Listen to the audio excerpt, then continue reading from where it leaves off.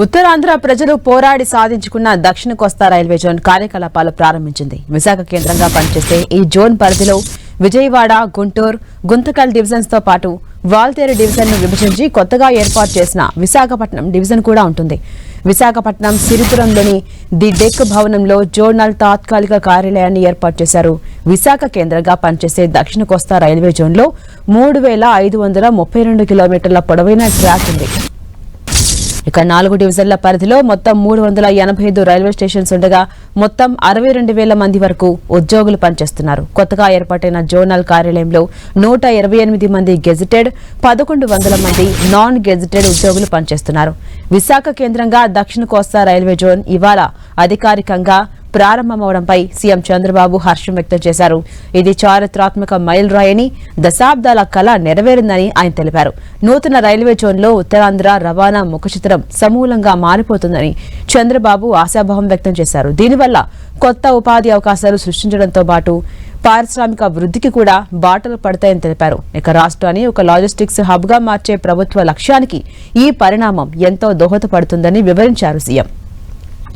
ఇక దక్షిణ కోస్తా railway zone బోర్డును ఆవిష్కరించిన కేంద్ర మంత్రి రామ్మోహన్ నాయుడు ఉత్తరాంధ్ర ప్రజల చిరకాల కోరిక రైల్వే జోన్ సాకారమైందని అన్నారు.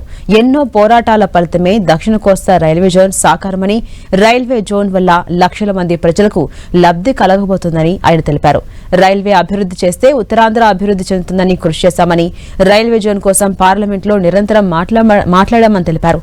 ఇక ఇచ్చాపురం బ్రిడ్జ్ సమస్యకు కూటమి ప్రభుత్వంలోనే పరిష్కారం లభిస్తుందని, బ్రిడ్జ్ మాత్రమే కాకుండా అండర్ బ్రిడ్జ్ పైన దృష్టి పెడతామని తెలిపారు.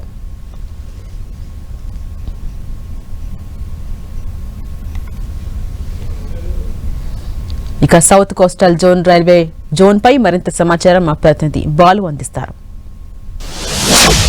దశాబ్దాల ఉత్తరాంధ్ర వాసుల కళ, ఆంధ్రప్రదేశ్ వాసుల కళ నెరవేరిన వేళ ఈ రోజు సౌత్ కోస్టల్ రైల్వే అయితే ప్రారంభమైంది. ప్రస్తుతం మనతో మంత్రి రామ్మోహన్ రెడ్డి గారు. సార్, ఏంటి బార్డర్ మీరు చాలా రోజులు దీనికోసం పోరాడారు, ఏం చెప్తారు? చాలా ఆనందంగా ఉంది. ఒక కళ నిజమైనప్పుడు ఎలాంటి అనుభూతి పొందుతామో సౌత్ కోస్ట్ రైల్వే జోన్ మన కళ్ళ ముందే ప్రారంభం కావడం, నా కాన్స్టిట్యున్సీ ఇచ్చాపురం సరిహద్దుల్లో welcome to south Coast railway zone అన్న బోర్డు చూడడం నిజంగా నాకు చరిత్రలో, జీవితంలో ఎప్పుడు ఒక మర్చిపోని రోజుగా భావిస్తున్నాను.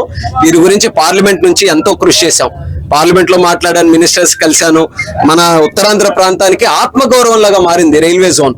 ఈ రైల్వే జోన్ సాధించాలని చేసినటువంటి ప్రతి ప్రయత్నానికి ఒక సరైనటువంటి సమాధానం ఇచ్చే విధంగా కేంద్ర ప్రభుత్వం కూడా నిర్ణయం తీసుకుని ఈ రోజు ఆపరేషన్స్ చేశారు. అయితే నేను ధన్యవాదాలు తెలియజేయాల్సినటువంటి వ్యక్తులు ఉన్నారు. ప్రధానమంత్రి నరేంద్ర మోదీ గారు, రైల్వే మినిస్టర్ అశ్విని వైష్ణవ్ గారు. వీళ్ళిద్దరూ కూడా దగ్గరుండి ఇది కళను నిజం చేయడానికి సహకారం అందించారు. అలాగే రాష్ట్రం తరఫున చంద్రబాబు నాయుడు గారు, పవన్ కళ్యాణ్ గారు నిరంతరం దీన్ని ఫాలోఅప్ చేసుకొని ఇది సాధించాలని వాళ్ళు కూడా రాష్ట్రం నుంచి సహకారం అందించారు. కాబట్టి వాళ్ళందరికీ కూడా రాష్ట్ర ప్రజల తరఫున, తెలుగు జాతి తరపున ధన్యవాదాలు తెలియజేసుకుంటున్నాను. సార్, మరోవైపు జోన్ తో పాటు ట్రైన్స్ కోసం కూడా చాలా పోరాడారు. కాకపోతే ట్రాఫిక్ వల్ల ట్రైన్స్ వచ్చే పరిస్థితి కొంత తక్కువ ఉన్నది. ఈ నేపథ్యంలో శ్రీకాకుళం జిల్లాలో అనేక స్టాప్స్ కోసం అడుగుతున్న పరిస్థితి జిల్లా వాసులు. దీనిపై ఎలాంటి ముందుకెళ్తున్నారు? మనకి స్టాప్స్ మీద డిమాండ్ పెరుగుతుందంటే ఒక శుభ సూచకం ఏంటంటే ఎక్కువ మంది ట్రైన్ లో ప్రయాణికులు యాత్ర చేయడానికి సిద్ధంగా ఉన్నారన్నటువంటి నమ్మకం. సో అది పెరుగుతూ వస్తున్న కొద్దీ మనం ట్రైన్స్ పెంచాలి, అలాగే స్టాప్స్ కూడా ఎక్కడికక్కడ మనం సర్దుకుంటూ పోవాలి. దానికి కూడా కేంద్ర ప్రభుత్వం, అశ్విని వైష్ణవ్ గారు చాలా సహకరించారు. మేము గత 6 నెలల్లో 6 స్టాప్లు తీసుకొని వచ్చాం మన శ్రీకాకుళం జిల్లాకి. అలాగే కొత్త ట్రైన్ ఒకటి శ్రీకాకుళం నుంచి తిరుపతి వరకు, అది కూడా ఒక చరిత్ర. మా శ్రీకాకుళం నుంచి మొదలై తిరుపతి వరకు ఒక కొత్త ట్రైన్ కూడా సాధించాం.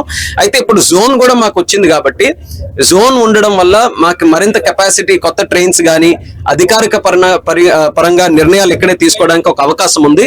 మా డ్రీమ్ ఏంటంటే ఇచ్చాపురం ఒక బార్డర్ లో ఉంది కాబట్టి ఇచ్చాపురం టు క్యాపిటల్ అమరావతికి, ఇచ్చాపురం నుంచి దేశ రాజధాని ఢిల్లీకి, అలాగే హైదరాబాద్ కి, ఇలాంటి ప్రాంతాలకి ఈ ప్రాంతం నుంచి కూడా కొత్త ట్రైన్లు స్టార్ట్ చేయాలనేది ఒక ఆలోచన, ప్రతిపాదన కూడా ముందుకు పెట్టాం. రైల్వేస్ లో కూడా అంచెలంచెలుగా అభివృద్ధి జరుగుతుంది. ఇప్పుడు ఏదైతే మనం చెన్నై కోల్కతా వేలో మనం వెళ్తున్నామో, ప్రయాణిస్తున్నామో, 2 లేన్ ఉంది. ఇది 4 లేన్ గా కూడా మరొక 3-4 సంవత్సరాలు అవ్వబోతుంది. 4 లేన్స్ అయితే ఇంకా ఎక్కువ ట్రైన్స్ నడిపే అవకాశం ఉంటుంది. కాబట్టి ఎక్కడెక్కడ డిమాండ్స్ వస్తున్నాయి అన్ని పరిశీలించి దానికి తగ్గట్టుగా స్టాప్స్ గానీ కొత్త ట్రైన్ స్టార్ట్ చేస్తాం. దశాబ్దాల కళ నెరవేరింది. దీంతో పాటు ఏవైతే స్పెషల్ ట్రైన్స్ కానీ ఇతర స్టాప్స్ కోసం కూడా ప్రయత్నిస్తున్నామన్నారు. మరి కొద్ది రోజుల్లోనే పూర్తిగా ఉత్తరాంధ్ర వాసులకు కానీ, నవ్యాంధ్ర కానీ మొత్తం కొత్త ట్రైన్స్ తో పాటు కొత్త హాల్స్ కూడా అందుబాటులో ఉంటాయని చెప్పేసి రామ్మోహన్ రెడ్డి చెప్తారు. సూర్యతో పాటు